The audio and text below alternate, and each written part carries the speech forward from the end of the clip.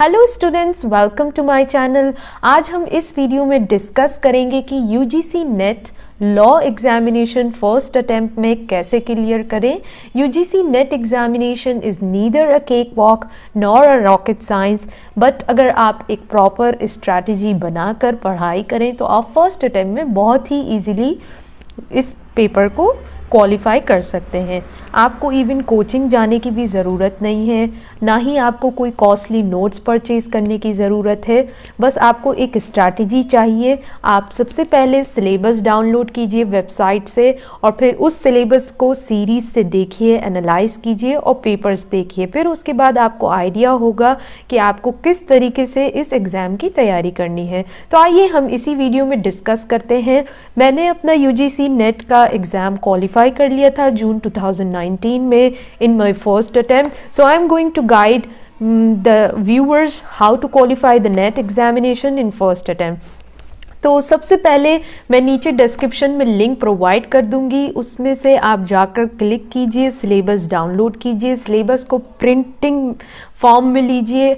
आप कोई भी चीज़ जो है ऑनलाइन नहीं रखिए, प्रिंटिंग फॉर्म में लीजिए, उससे क्योंकि आप ज़्यादा जल्दी उस रिटेन कर पाते हैं। क्योंकि अगर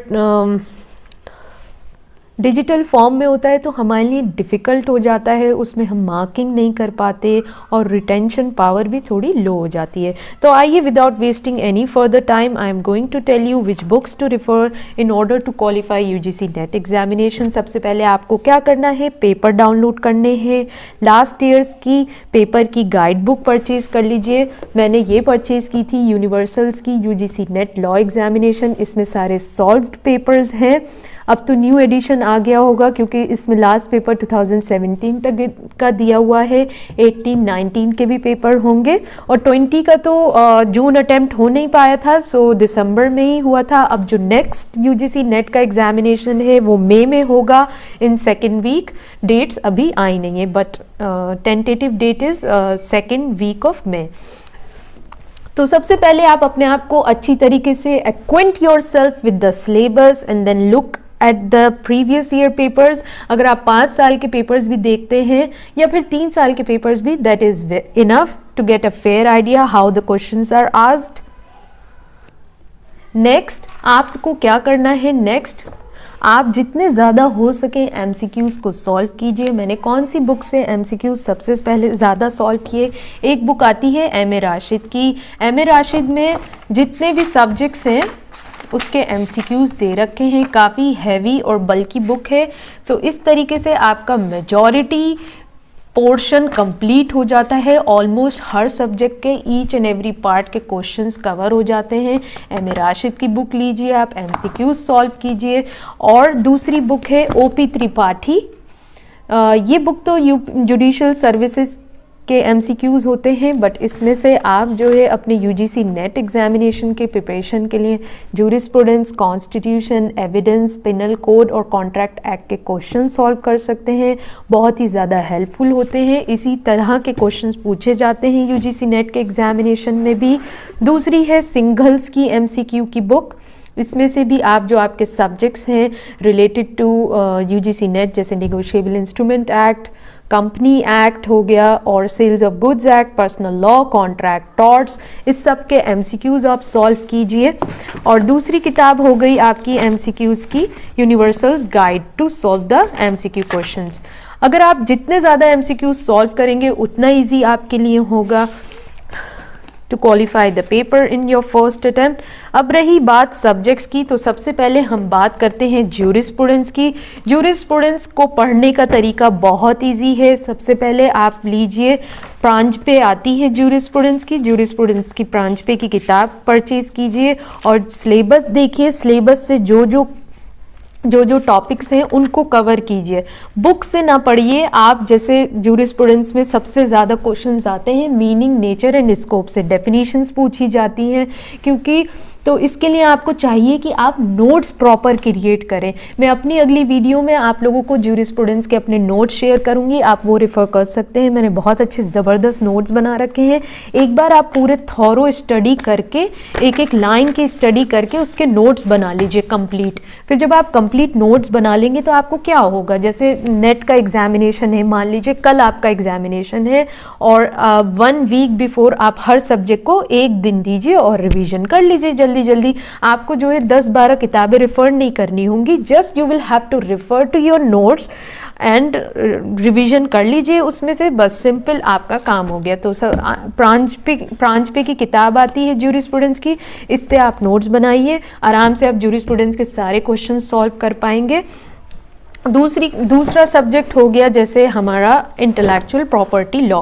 तो इंटेलेक्चुअल प्रॉपर्टी लॉ से भी काफ़ी ज़्यादा क्वेश्चंस पूछे जाते हैं। तो BL वडेरा की किताब है, वडेरा की किताब आप लीजिए, उसमें से जैसे इम्पॉर्टेंट सेक्शंस हैं, जैसे पेटेंट एक्ट को लेकर है, एप्लीकेशन है उसका, पेटेंट एक्ट में कौन सी चीज़ें कवर हो जाती हैं, ये सारी चीज़ें। तो आप वडेरा की किताब से उसके नोट्स बना लीजिए।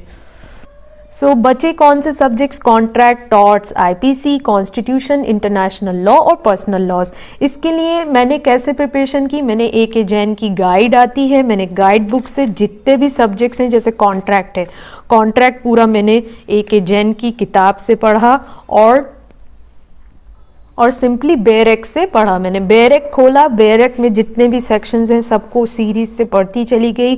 फिर उसी से रिलेटेड मैंने MCQs देखे क्या आए हैं प्रीवियस पेपर्स में, उसी से रिलेटेड MCQs मैंने बुक से किए और हो गया कॉन्ट्रैक्ट। टॉर्ट्स भी इसी तरह पढ़ा, टॉर्ट्स बहुत ईजी सब्जेक्ट है, इसको बिल्कुल डिफिकल्ट नहीं लीजिएगा।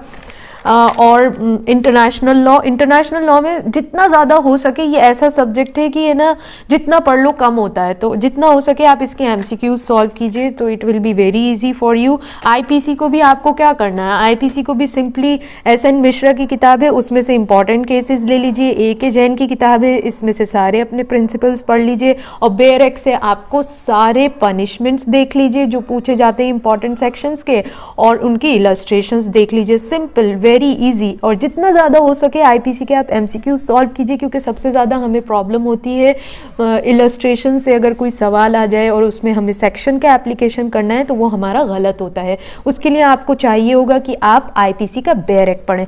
बचे पर्सनल लॉ, पर्सनल लॉ का सिंपली कुछ नहीं है, आई एम टेलिंग यू। मैंने पर्सनल लॉ कैसे पढ़ा, मैंने पर्सनल लॉ की जो मेरी किताबें हैं उनका बस सिंपली, जैसे गाइड बुक है, मैंने सिंपली कंटेंट्स में से जाके पर्सनल लॉ के और कंटेंट्स में से जाके पहले तो जितने इंपॉर्टेंट सेक्शंस हैं, जैसे डाइवोर्स का ये सेक्शन है, और रेस्टिट्यूशन ऑफ कॉन्जुगल राइट्स का ये सेक्शन है, एसेंशियल्स ऑफ मैरिज का ये सेक्शन है, एक्ट के ईयर्स, फिर इंपॉर्टेंट केसेस, लैंडमार्क केसेस मैंने रिफ़र किए, बस हो गया ख़त्म।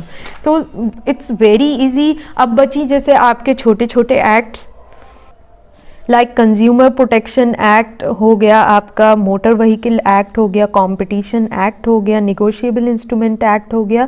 तो इन सब्जेक्ट्स को मैंने कैसे पढ़ा, इनके जितने ज़्यादा हो सकते हैं मैंने MCQs सॉल्व किए, और फिर MCQs में से जो जो चीज़ें मुझे नहीं पता थी या कुछ है वो मैंने नेट पे देखा, गूगल पर सर्च किया, बस वहाँ से पढ़ लिया। इनके लिए मैंने कोई बेरेक नहीं परचेज़ किया, कुछ भी एडिशनल चीज़ नहीं ली, बस जो MCQs दे रखे हैं बुक्स में वो देखे, प्लस जो चीज़ें मुझे लगी कि थोड़ी डिटेल में पढ़ लेनी चाहिए उनको जाके मैंने गूगल से पढ़ लिया, हो गई तैयारी सिंपली। अब बचा है एनवायरमेंटल लॉ। एनवायरमेंटल लॉ आपको आपके अपने लॉ स्कूल में पढ़ाया गया होगा, उसके नोट्स देख लीजिए, कोई ऐसा डिफ़िकल्ट सब्जेक्ट नहीं है उसमें से। जैसे कुछ इंपॉर्टेंट केसेस होते हैं जो अभी रिसेंट किसी पे जजमेंट आया हो, या कोई बहुत ज़्यादा बर्निंग इशू हो, या फिर कोई चीज़ कॉन्स्टिट्यूशन से कनेक्ट हो रही हो, तो बस वो देख लीजिए, that is more than enough. और IPR की मैंने बुक आप लोगों को ऑलरेडी बता दी है। IT लॉ में भी कोई ऐसा डिफ़िकल्ट नहीं है, उसमें से भी कुछ मोटी मोटी चीज़ें आपको देखनी है, आप सिलेबस में देखिए, उसको गूगल पर डालिए और उसमें से जो इम्पोर्टेंट लगे आपको आप लिख लीजिए। आखिर में एक नया यूनिट ऐड हुआ है सिलेबस में, that is comparative public law and systems of governance. उसमें कुछ नहीं है, आपको कुछ नहीं करना है। आप क्या करें, गूगल खोलिए, इंटरनेट कनेक्शन सबके पास होता है, अपने डालिए separation of powers, difference between UK and India.